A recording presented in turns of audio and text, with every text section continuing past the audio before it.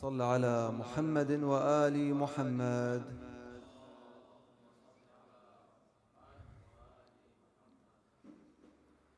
أعوذ بالله من الشيطان الرجيم.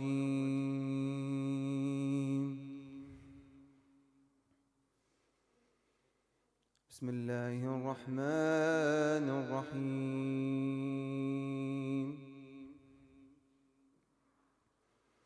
إن المتقين في جنات ونهر في مقعد صدق عند مليك مقتدر. بسم الله الرحمن الرحيم. الرحمن علم القرآن خلق الإنسان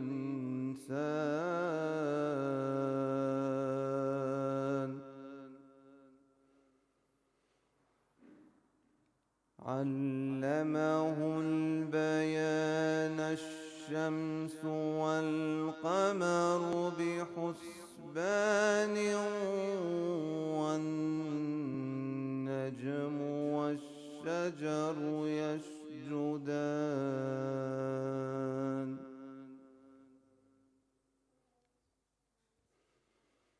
والسماء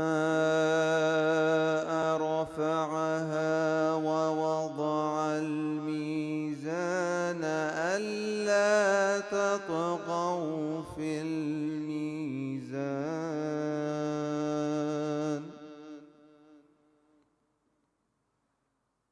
وأقيموا الوزن بالقسط ولا تخسروا الميزان.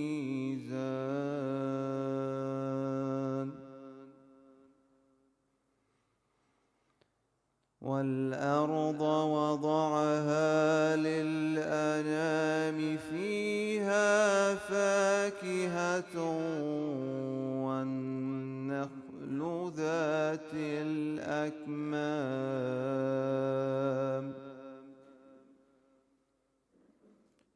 والحب ذي العصف والريحان فبأي آلاء ربكما تكذبان.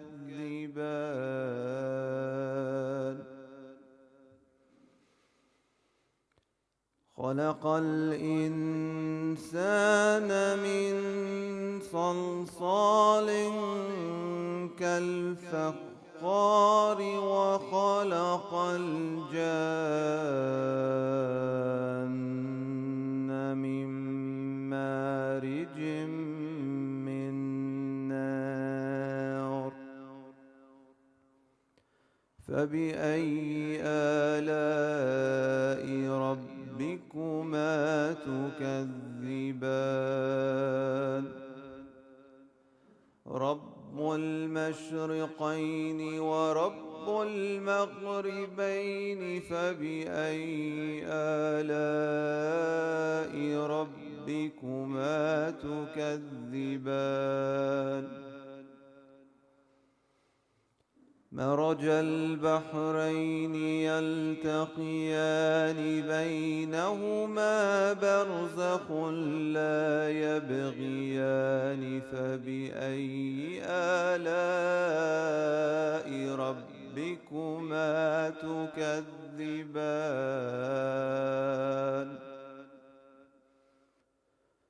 يخرج منهما اللؤلؤ والمرجان فبأي آلاء ربكما تكذبان.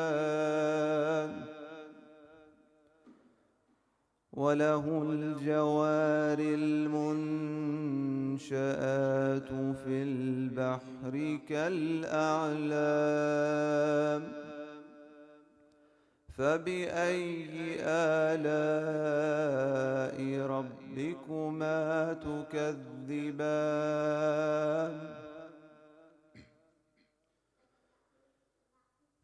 كل من عليها فان ويبقى وجه ربك ذو الجلال والإكرام فبأي آلاء ربكما تكذبان صدق الله العلي العظيم وصدق رسوله الكريم أفلح من صلى على محمد وآل محمد.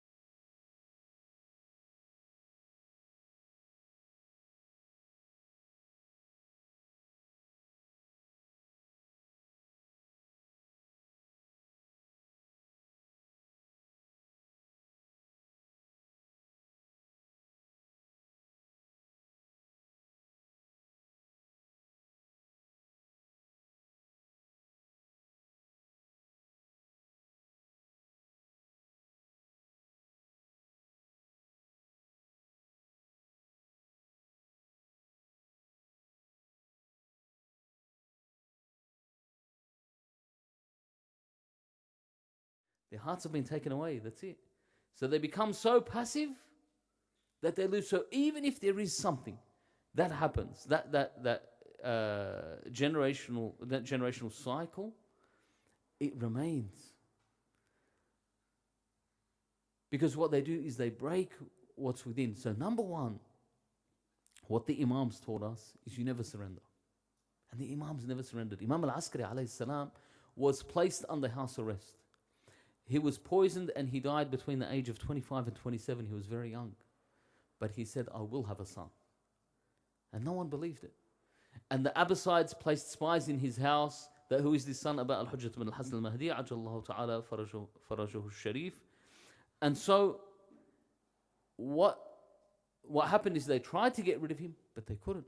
And he was born, and he prayed on the body of his father, and he lived. He survived. Sahib al-Asr. Because the Imam, Salamullahi alayhi, he never lost that hope. And that's what they taught us. Number one is we never surrender. That even if they can imprison you, they can take your wealth, they can take your life, but they can't take what's within your heart. Simple as that. They can't change what you are. And the hearts of the people remained with the Imam, Salamullahi alayhi. The hearts of the people remained on this faith and this belief. This is the first thing the Imams taught us. Imam al-Hussein alayhi salam, he never surrendered, ever. He tried different strategies. He moved from Medina to Mecca, and inshallah we will get to that. But just to give you an idea, these tyrants, at the end of the day, if you look at any of the tyrants, I remember once someone was saying, instead of world leaders fighting, sort of like the strategy of Amr ibn al-As, when he said to Muawiyah, why don't you just go down and fight with Imam Ali and sort it? We don't need to finish this war. And that's when Muawiyah laughed and said, no, you go and fight with Imam Ali. Let's see how that goes. And we know how the story ended. Amr ibn al-As ended up taking off his clothes in the battlefield, so Imam Ali looks away and then he ran. It's a famous, well-documented part of history. Same way, if you look at the world leaders today, so all right, why don't they just get into a ring and bash each other? And if you look at them, they wouldn't last. They wouldn't last. Most of them, if you push them over, they'll probably die. Just if you push them over. You know what I mean? Or maybe if you screamed in one of their faces too loud, their heart will stop. So the way that they function is that they have helpers. There are people who are helpers of the dhalim.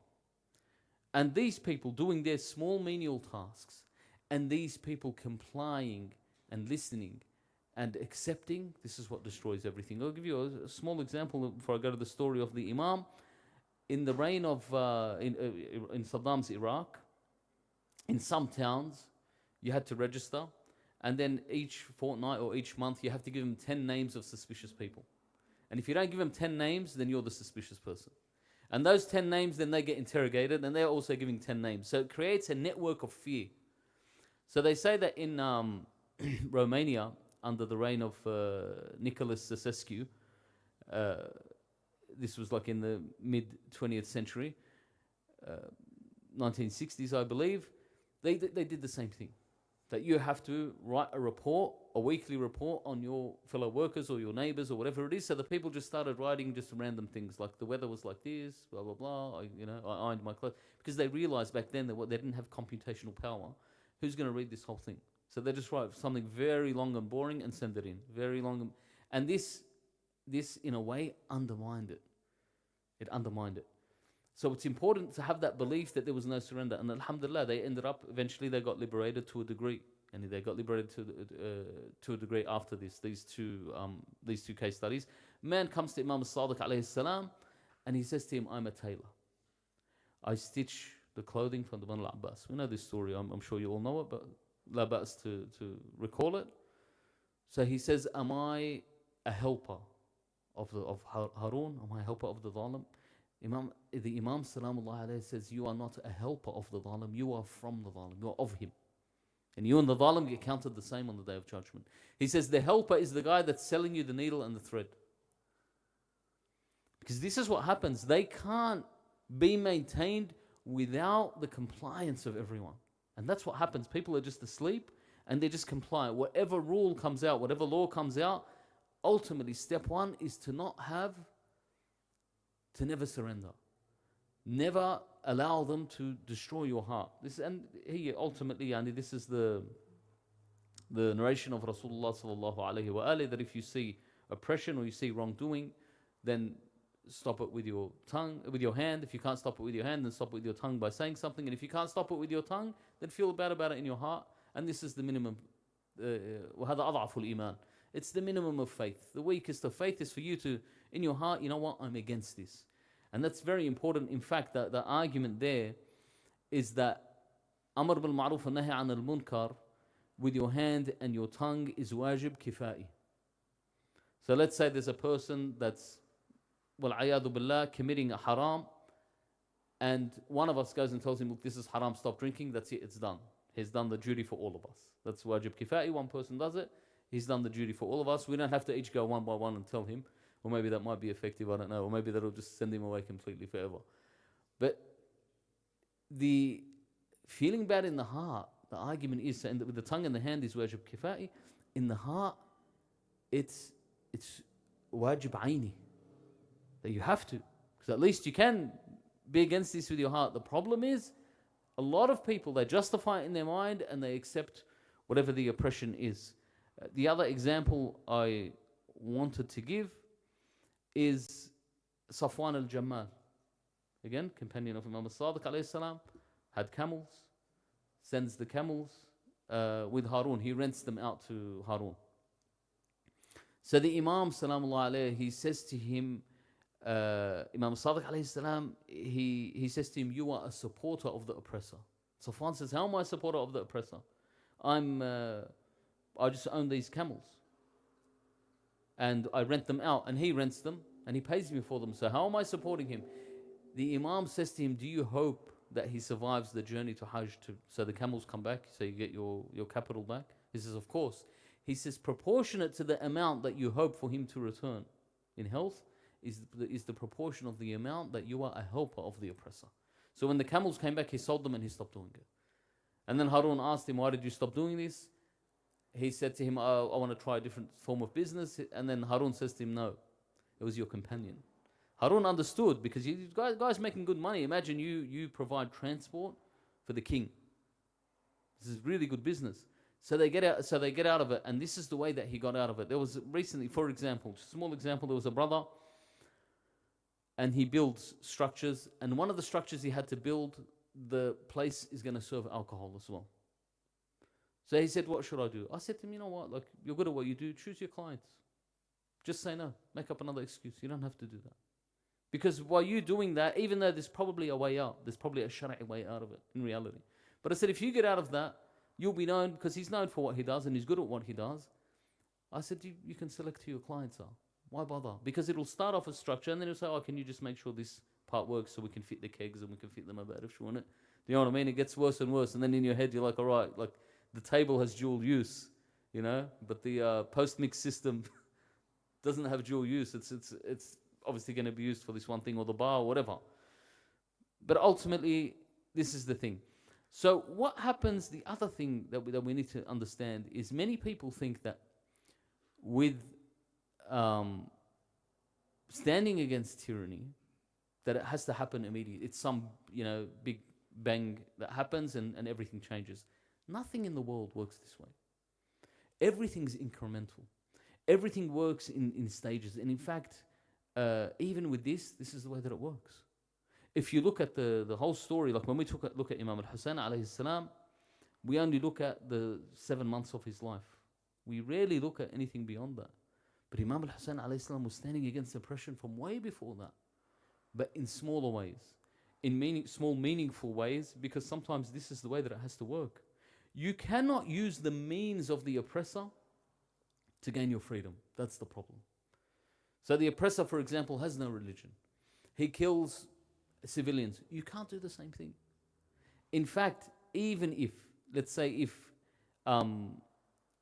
someone has your right, they've stolen money from you, or they've invaded your house, and the only way you can get this back is by using an oppressor.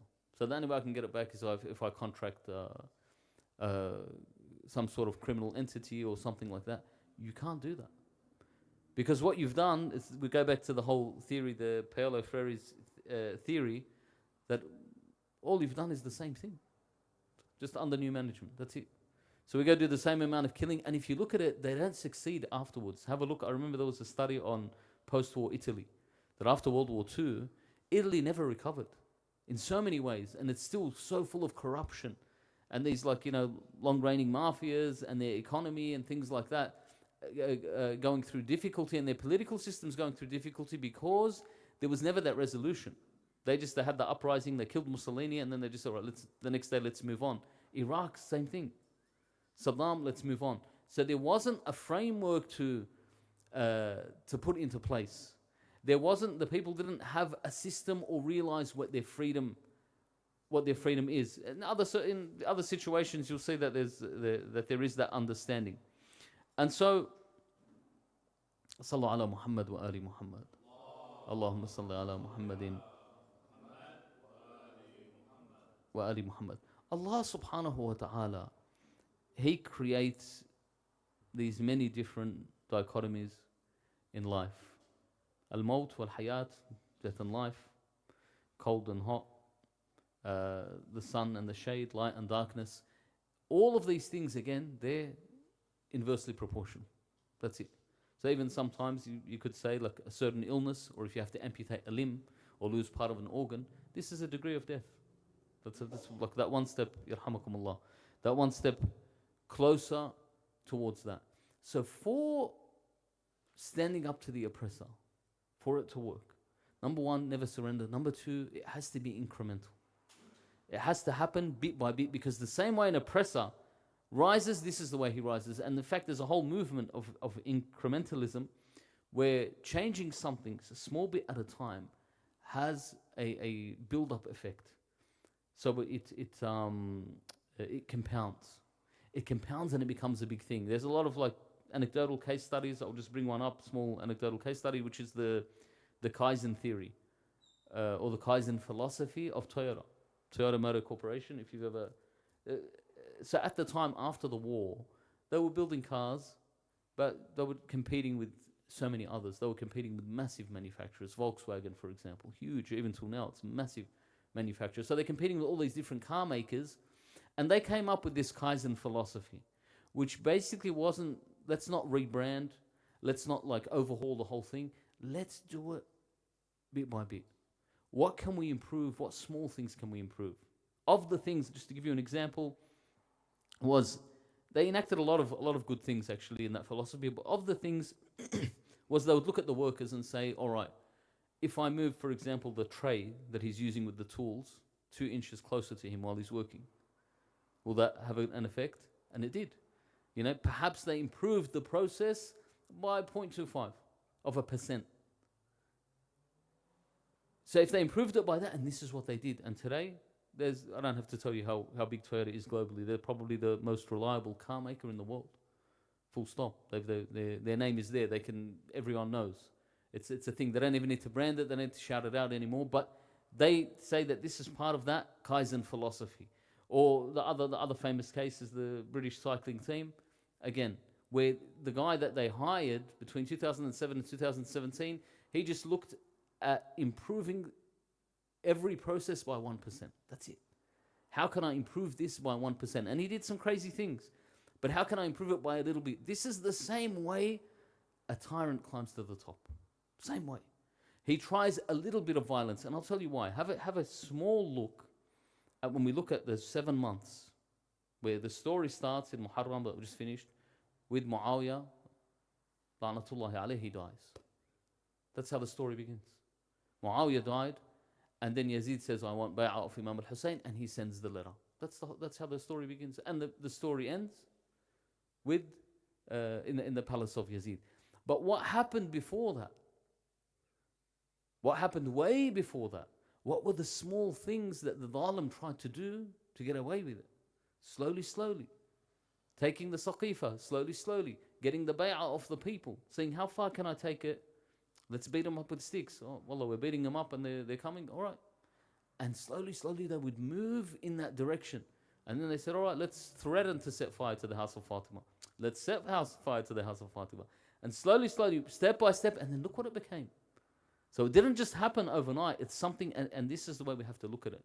The framework of Imam al-Hussein alayhi salam was to go incrementally. That from the beginning, even though we have, there's some contentious things in history, very contentious. One of them is Imam al-Hasan alayhi salam and the bay'ah of Imam al-Hasan to Muawiyah. Many modern day historians and analysts, they say, look, he never actually gave allegiance to Muawiyah. And the thing is, there's one historian, Muhakkik Sayyid Sami Badri, who's a well-known historian, he's written a lot about it. And he uses very simple arguments. But in his books, they're detailed arguments. But simple arguments like, if Imam al-Hasan's army was so weak, what's the need of a treaty? Muawiyah can just walk in and take them and that's it. Why would you even have a thing? And you can see it today. When they say that you're weak, they just blow up and take whatever they want, and they don't even negotiate. But Imam al-Hasan, there had to be a treaty. Why? Because Imam al-Hasan alayhi salam, his army was still strong. That's one. Two, if there was a treaty, there's no need for allegiance. And whether they forced Imam al-Hasan alayhi salam to give bay'ah, what's the point of the bay'ah if there's a treaty? Because once you give the bay'ah, that means you are now subjugated by me. You now follow exactly what I say. So if Imam al-Hasan alayhi salam, even if it was forced, gave bay'ah to Muawiyah, then there's no point of the treaty again. Even though Muawiyah ended up ripping up the treaty. He wouldn't need to even take the treaty or rip it up. Why? He's got bay'ah. He doesn't need to go past that point. So Imam al-Hussein alayhi salam, firstly, never gave bay'ah. Secondly, he started with very small movements. And his small movements were even from when he was a child, the narration where he sees Abu Bakr sitting on the mambar and he walks in as a child and says, get off the mambar of my father. And then they tell Imam Ali alayhi salam the story about Imam al-Hasan as well. But Hassan wal Hussein, most of their stories are either duplicated or they're similar because of the spelling or the lack of the dots sometimes. So they'll come up and they'll say, oh, this story is about Imam al-Hasan or it's about Imam al-Hussein or about both. It's been reported in this way. So he tells him, get off the mambar of my father, for example, and then they tell him, Ya Amir al-Mu'mineen or Ya Ali ibn Abi Talib, restrain your sons, they're going to cause fitna. You know, they're walking in and they're saying these sorts of things, they're going to cause a problem. So Imam al-Hussein alayhi salam, notice even his movement towards the end, in that sense was incremental. Mithli la yubay'u mithla. The like of me does not give allegiance to the likes of him. Yazid sharib al-khamr, qatil al-nafs al-muhtarama, so on and so forth. But the Imam was very easy with that. And then when they said, you have to give bay'ah, he said, let's wait and see what happens tomorrow. Then the Imam leaves, he goes to Mecca. See how it's slow? The other thing is the Imam does not use means, the same means of the tyrant. That's what's important, very important.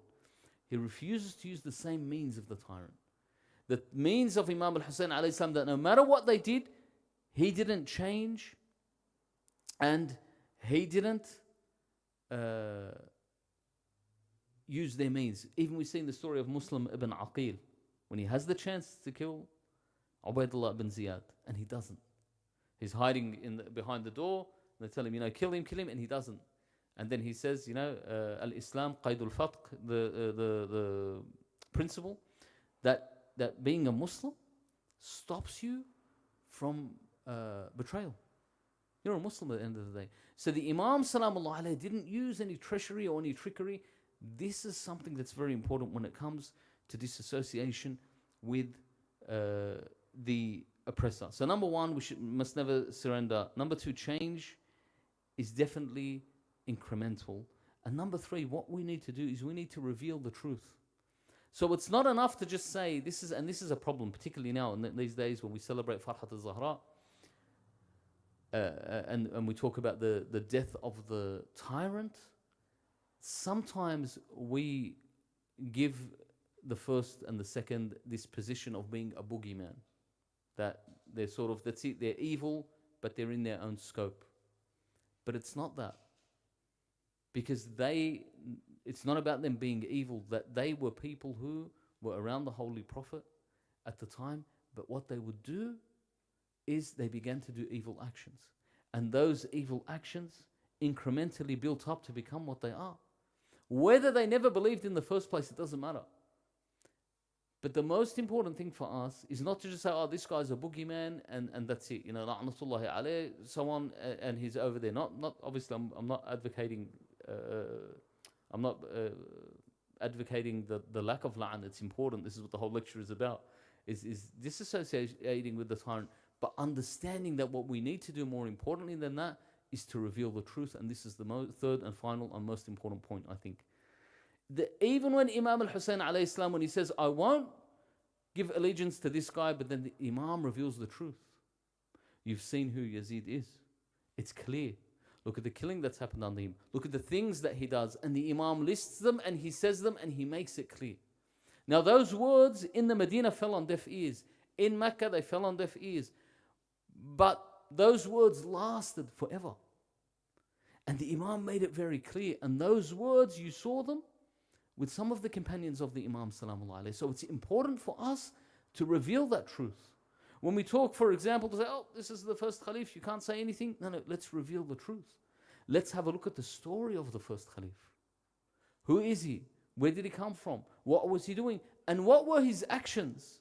And I've mentioned this before. It's easy to say that this person is the best friend of the Prophet, As-Siddiq. And he was with the Prophet in the cave. Okay, now let's look at this awesome friendship. Let's look at the factors of this awesome friendship. Which is the battle that he was side by side with the Prophet, for example? When did he protect the Prophet from someone attacking? Go look in history. There's nothing there. Oh, but he married him his daughter. It's the opposite. This is the Prophet. If the Prophet marries your daughter, the favor is done to you. You're not giving him the favor. But if you marry, for example, the daughter of the Prophet, yeah, the favor is done to you. Of course, there's status at the end of the day. Imagine I marry my daughter to the prince of the world, okay, and then I say, look, the big favor I've bestowed upon this person. It's unacceptable, you know. That ultimately, if you with that, dynamic or the paradigm of you doing this, so where is the great favor and where did it come from? Why, for example, in the revelation of Surah Al-Bara'a, was it given to Abu Bakr? And then when he took a few steps away from the Medina, Jibreel comes down and tells Rasulullah that he can't give it. Because the only person that can reveal the message is you or someone that is of you, Ya Rasulullah. So he sends Imam Ali to take Surah Al-Bara'a off him. These are big things. If he is such a close and loyal and honest and sincere companion, what does this mean? It's important. Second Khalif, same thing. It's important for us to sit down first. Let's reveal the truth. Let's put all of the things aside, because the problem is, when we talk about, for example, and recently this is what we discussed, is Raziyatul Khamis, the calamity of Thursday. Prophet says, give me a pen and paper. They say, no, don't. He's in too much pain. He's gone into delirium. He's delirious from fever. The person that was saying this, and then they come and they justify it. They say, yeah, he loved the Prophet so much that he wanted to make sure he's not in a lot of pain. For example, look at the great favor that he did.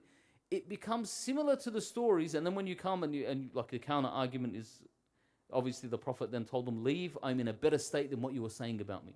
He clearly told them, I'm in a better state. It's just like now the recent finding when they, for the World Kitchen, Zomi Francom, didn't they, what happened is she's an Australian, and she was someone that was very high up in World Kitchen, which is a charitable organization, and they went to Gaza a few years ago. While they were driving there, the Israelis hit the car and they killed her, and they killed a few others. There was a few British nationals because they were like the armed guards that were with her. And there's a lot in the story, but the point is the Israelis said, we will investigate it ourselves. And then when they just finished the investigation now, and they said, oh, there was no wrongdoing. Give us the recordings. No, you can't hear the recordings. Give us the communication. No, you can't hear them. So the Australian government said, this is not the act of a friend. Without going into the politics, the point of it is, imagine, who accepts this as being the correct narrative? We can't look at the recordings. We don't understand what's going on. I can't accept this. No human can accept this. No Australian can accept this. But we can accept that the second Khalif meant well by saying, don't give him the pen and paper so he can write down something, لَن تَضِلُّ بَعْدِي أَبَدًا. You will never go astray after this. I'm going to write something so important and fundamental, and then you say no. These things, the importance for us is to reveal that truth, to show what that truth is, what the truth about Islam is, what the truth about what happens within and between the ranks of Islam. And this act is in itself an act of defiance, an act of disassociation with what is bad. I will leave you, inshallah, with this small point so we don't take too much of your time.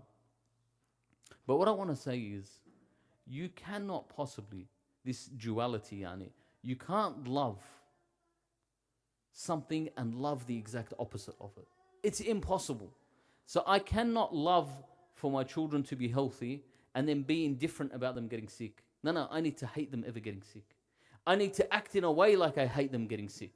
How do I do that? I make sure they wear socks when they walk on cold tile floor, for example, right? Simple stuff. I make sure they're dressed up warm enough when it's a cold night. I make sure I get them clean water and good food so they don't get sick. Why? Because I actually abhor and hate their health. So I hate their sickness, so I disassociate with that sickness. It's easy to say that. Then why can't I say this same comment? That I love the person that is kind to my loved ones and I hate the person that kills my loved ones. Simple as that. I don't hate him because he is, as someone said, this alim, he said, Shia, we do not curse the Sahaba. We curse the killers and the zalimeen even if they be Sahaba. The concept isn't I'm cursing a Sahaba. Just like when we turn around and we say death to Israel, we're not saying we want to kill the Jews. We want to kill the killers regardless of their religion. We want justice from the killers regardless of their religion. We need to dismantle the entity or the system that creates this death regardless of where they stand and who they are. And this is why disassociation, it's a fundamental, simple and basic human and Islamic right. And we ask Allah subhanahu wa ta'ala to have mercy on our deceased, to hasten the reappearance of our holy Imam, Ajallahu ta'ala farajahu sharif. We ask Allah to not take us from this world until He's pleased from us. We ask Allah subhanahu wa ta'ala to never allow us to part from the wilayah of Muhammad wa ali Muhammad. Bismillah ar-Rahman ar-Rahim. Allahumma salli ala Muhammadin wa ali Muhammad. Allahumma kun liwaliyika al-Hujjati ibn al-Hasan. صلواتك عليه وعلى آبائه في هذه الساعة وفي كل وليا وحافظا وقائدا وناصرا ودليلا وعينا تسكنه أرضك طوعا وتمتعه فيها طويلا برحمتك يا أرحم الراحمين وإلى أرواح المؤمنين والمؤمنات والشهداء وأمواتكم جميعا رحم الله من أهدى لهم سورة المباركة الفاتحة مع الصلاة على محمد وآل محمد.